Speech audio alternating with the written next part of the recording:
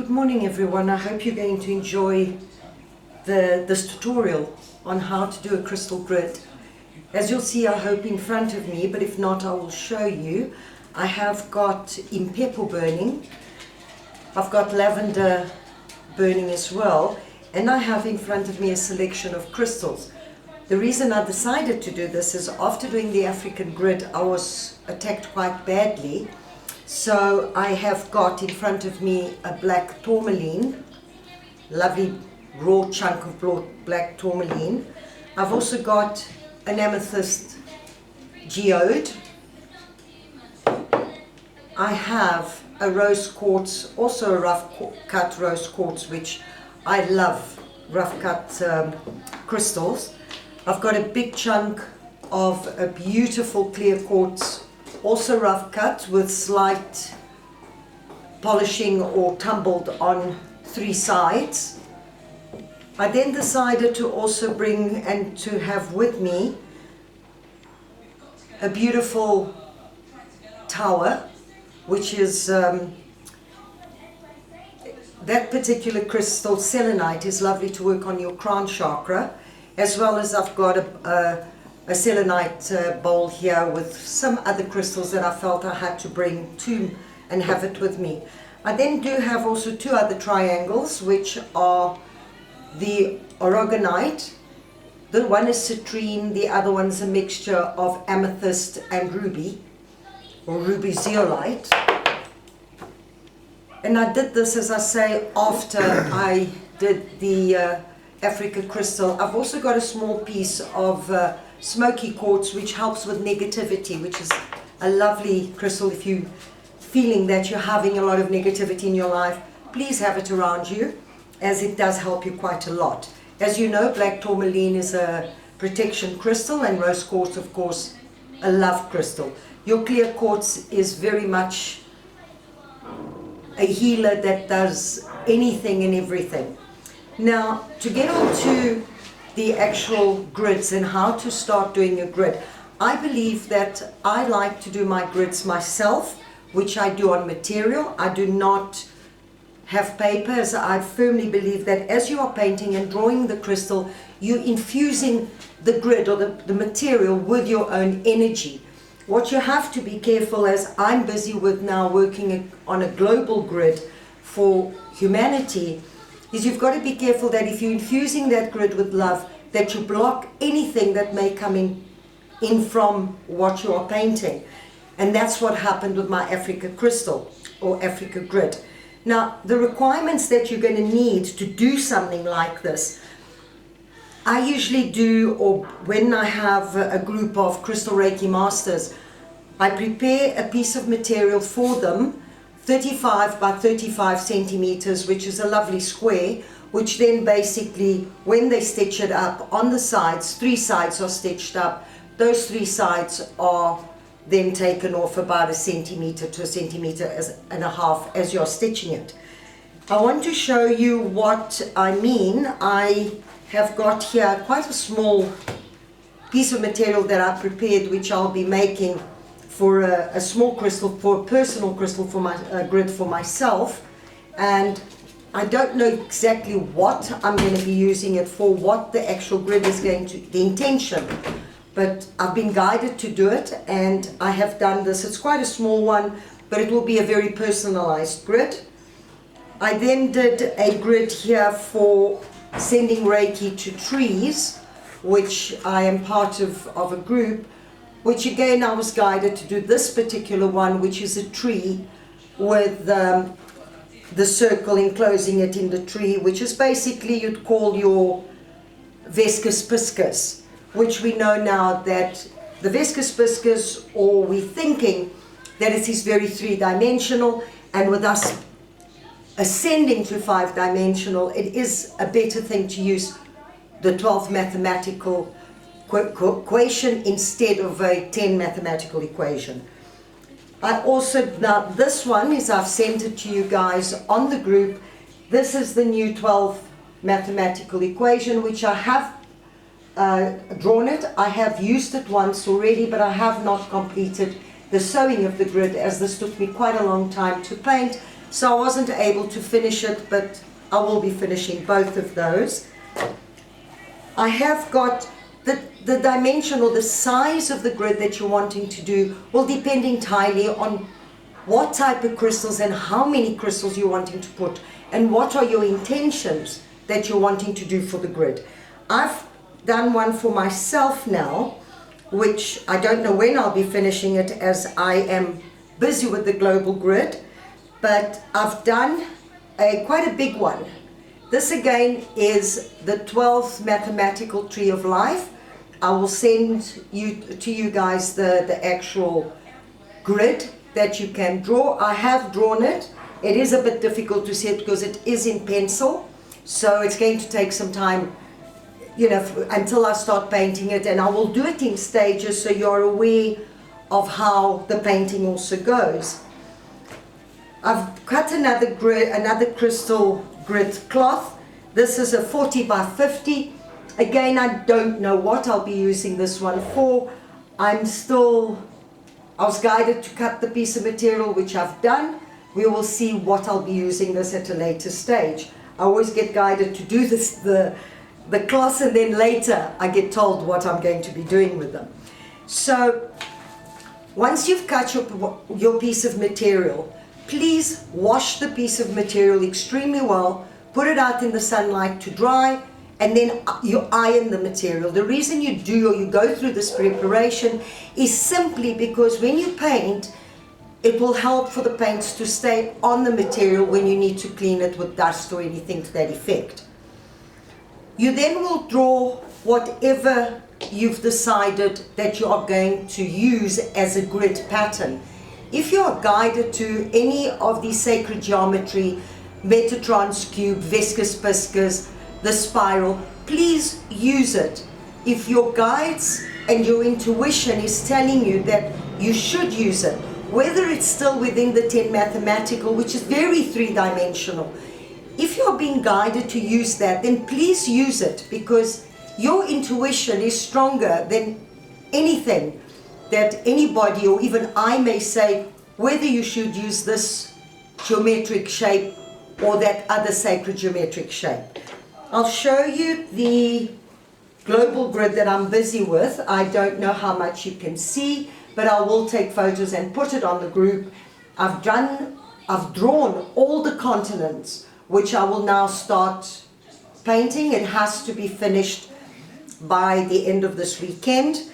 My additional crystals that I need for this particular grid arrive tomorrow, latest Monday, which I will go and collect, as the intentions of this global grid is for humanity, and one of the most important ones for us that are in the know is to actually clear out all the dumps right throughout the world. That is one of the main intentions. There are other intentions that two friends and myself are putting together on this particular grid of the continents, or the global grid. Now, once you have done your drawing, you've prepared all your material, you start painting. The thing, again, please be guided with the colors that you get, that you should paint it. My Africa grid, I was guided to draw the continent of Africa, and then I cut out every single continent or every single country, my apologies, in Africa, and I drew every single country, and then I tried to put the colors of that country, of the colors of their flags, onto the colors of the grid. I will send a photo of the African grid. It has been activated. It's going to be deactivated probably around about the 15th of January, as what our intentions were for Africa. We've asked that they be round about that time. Now, when you are doing a grid for yourself, always, as I've explained on the group, please ensure that when you make an intention, that intention has a timeline. So you are telling the universe, my intention is that I get well as soon as possible, but no later than, say, the 31st of December or the 31st of January. You obviously understand that you can't deactivate your grid until that timeline is ended.